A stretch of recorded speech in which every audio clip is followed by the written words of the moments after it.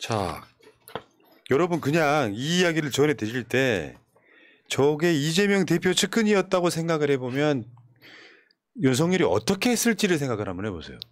국민의힘 대표 김기현이의 측근들이 어떤 전문성도 없이 상임 감사 등에 임명돼 가지고 연봉 쳐받는다. 그것도 2명씩이나. 하나는 울산시청에 같이 있던 자. 하나는 국회에 있을 때 보좌관 하던 지역활동, 지역 보좌관 하던 자. 네. 근데 거기에 그 울산과학원기술원 저게 우리나라에서요 4대 과학원 중에 하나예요. 그러니까 쉽게 말씀하시면 지역에 있는 카이스트 생각하시면 됩니다. 예.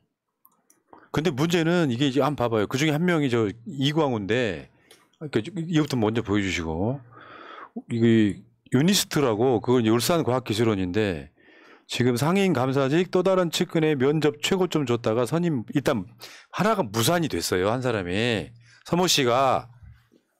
그러니까 그 다음 사람이 이렇게 들어와요. 3년 임기 3인 강사의 이광우 유력, 김기현 국민의힘 울산 지역구 사무실 사무국장 이광우. 그러니까 저 사람이 그냥 지역 사무실에서 일하던 보좌관 중에 한 명이라는 이야기 아닙니까? 네. 근데 저 사람이 어떠한 이 울산 카이스트에 감사 노릇을 할 수 있는 배경 지식이 아무것도 없어요. 경력이. 제가 어디 출신이냐면 체육계 출신이에요. 운동한 사람이에요. 그러니까 보통 카이스트나 유니스트 같은 과학기술원의 감사 정도 하려면 최소한 행정학을 전공한 교수거나 안 그러면 과학기술 쪽으로 오랫동안 경력을 쌓아가지고 이 예산 내용을 보면 이 예산이 어떤 목적으로 연구를 수행했으며 그게 이전에는 어떤 연구 실적이 있고 앞으로는 어떤 연구가 이루어져야 되는지에 대해서 어느 정도는 짐작할 수 있는 사람이 감사가 돼야 되는 거예요.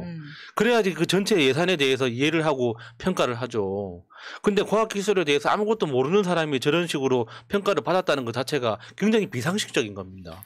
지금 뭐 유니스트의 김기현의 보좌관이 뭐 꽂혔다라는 거를 그냥 간단하게 검색만 해보셔도 이 사람이 누군지가 바로 나오는 거예요. 왜냐하면 그 지역의 언론에서는 이 사람이 유력하다고 이미 한 6월 여름부터 언론에서 떠들기 시작했고 이 사람이 이미 지금 임명이 됐습니다. 근데 너무 웃기는 게 그냥 울산의 카이스트의 상임 감사인데 울산 지역 언론들을 만나서 인사를 하고 사진을 찍고 뭐 이런 거를 해요. 마치 시장처럼.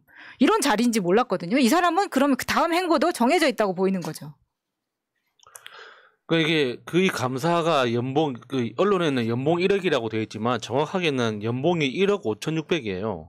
그러니까 4대 보험하고 여러 가지 그 공제하더라도 매월 실수령액이 1,000만 원이 넘는 엄청 고위직이란 말이에요. 근데 여기에 그러니까 측근을 이런 식으로 끼워 넣는다는 것 자체가 굉장히 여러모로 의심스러운 부분이 많죠. 국회의원보다 더 연봉이 많은 거예요. 네. 그런데 이거 봐봐요. 이 사람이 체육계 출신의 운동료 한 사람이란 말이에요. 진짜. 근데 여기서 이 사람 4명인가가 지원했다 그러는데 전문성을 따지는 전문이 뭐야? 과학기술원이면 네. 과학이잖아요. 전문성 따지는 평가 항목에서 이 사람이 최고점자야. 이게 말이 됩니까? 이게 진짜? 이게 만약에 진보 진영이었으면 이 사람 동생의 전처에 직장까지 털었을 일이에요. 차라리 전문성이면 내가 훨씬 더 높을 것 같네요. 저는 공대라도 나왔거든요. 아니 뭐 만약에 이게 이제 나중에 이제 뭐 배임이 될 수도 있고 뭐 직무유기가 될 수도 있고 직권남용이 될 수도 있고 법은 갖다 붙이기 나름이겠지만 이게 처음에 이게 자기 측근 하나 꽂았다가 실패했단 말이야. 여론이 안 좋아서 서모를 꽂았다가 입으로 다시 꽂은 거 아니에요. 공석으로 두고 있다가. 근데 처음 꽂은 그 사람이 선거법 때문에 이게 재판에 해부되는 바람에 낙마했다고 하더라고요. 그러니까 이 자리는 그냥 김기현 몫이었던 거죠. 유니스트의 상임 감사는 김기현 몫이었기 때문에 그 서모 씨가 먼저 처음에 낙마했을 때 어쩔 수 없이 금고형을 선고받아가지고 임원이 될 수 없었을 때 이게 적절한 사람이 없다면서 갑자기 중단해버립니다. 이 추천 이 위원회를. 이거 자체가 여기는 김기현 몫이었다라는 뜻인 거죠. 야, 그 울산 고래고기가 대단하긴 대단한가 봐요. 그러니까 지역 토 울산 과학기술원에 대한 업무방해 아닙니까? 네. 이렇게 따지면은. 근데 4대 가기원 중에서 비전문가가 감사를 맡은 게 이 사람이 유일해. 그러니까 전문성 하나도 없는 애를 거기다가 상임 뭐 이사로 이렇게 집어넣고 그냥 자기들끼리 그냥 쪽쪽 빨아먹는 거 이거 다 세금이거든요. 그러니까 사실 유니스트라는 게 우리한테 좀 생소하긴 하잖아요. 근데 네. 카이스트라고 생각해 보면 카이스트 감사를 비전문가에다가 체육 관련 학과 나온 사람을 꽂았다는 걸 국민이 납득할 수 있을까요? 그것도 정부 여당에서 하는 짓입니다. 김기현이 꽂았다고 한다면. 봐봐요. 4대 과기원 중에서 카이스트 상임감사는 전 과학기술연합대학원 총장 관련자죠. 대구 경북 과학기술원 감사는 과학기술정보통신부 출신 변호사. 광주과학기술원 감사는 과학기술정책 전문가인 고려대 행정학과 교수.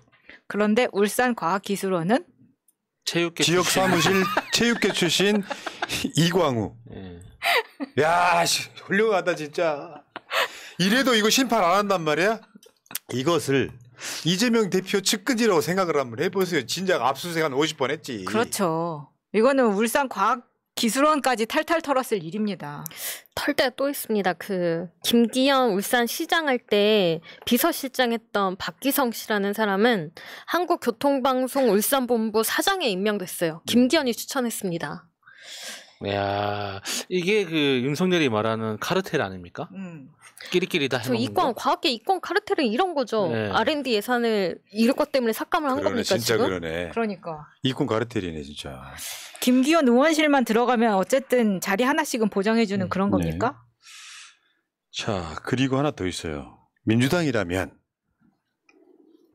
국민의힘 강수현 양주시장이 돈봉투 뿌리다가 지금 민주당에 의해서 검찰에 고발됐는데 야, 이 아저씨 시원하더라고요. 뭐 돈봉투로 그냥 시원시원하게. 언론은 민주당 돈봉투 강수현 양주시장 검찰 고발이라고 해놨잖아요. 네. 강수현 앞에 국힘을 안 붙여요. 내가 붙인 거야 우리 자막에는. 그러면 자세히 잘 모르면 저게 저 고발장까지 포함한 민주당처럼 얼핏 보이기도 해요. 그러네. 와, 씨. 아, 저거는 민주당 경기도당이 잘못했네요. 저 국힘이라고 네. 썼어야지. 아니 근데 모든 타이틀에도 지금 국민의힘이라고 보여지고 있지 않아요. 그래서 양주시장이 어디지라고 쳐봐야지만 아는데 민주당이 이 시장을 고발했다는 겁니다.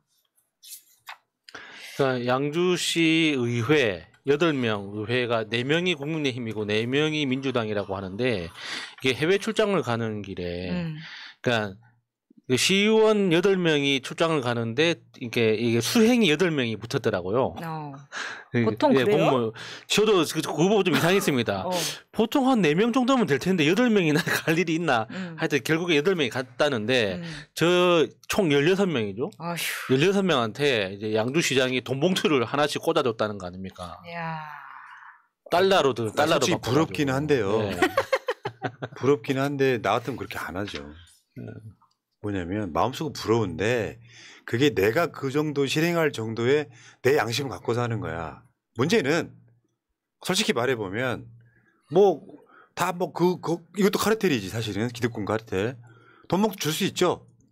문제는 민주당 돈봉투 한번 생각해봐요. 그 난리. 전당대회 돈봉투 한번 생각해봐요.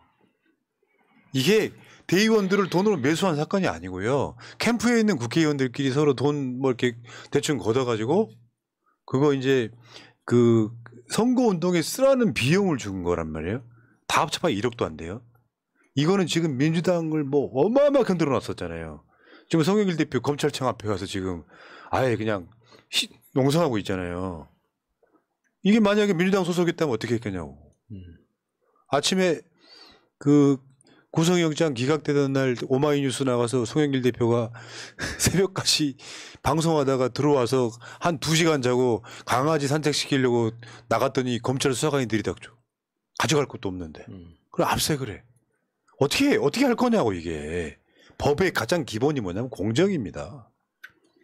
법이 피도 눈물도 없다라고 이야기해도 비판할 수 없는 지점이 있다면 공정하다면 상관이 없어요. 죄 지르는 만큼 똑같이 처벌을 해야 되겠죠. 참. 어쨌건 압수수색 기대 한번 해볼게요. 안 하겠지만 기대를 한번 해볼게요.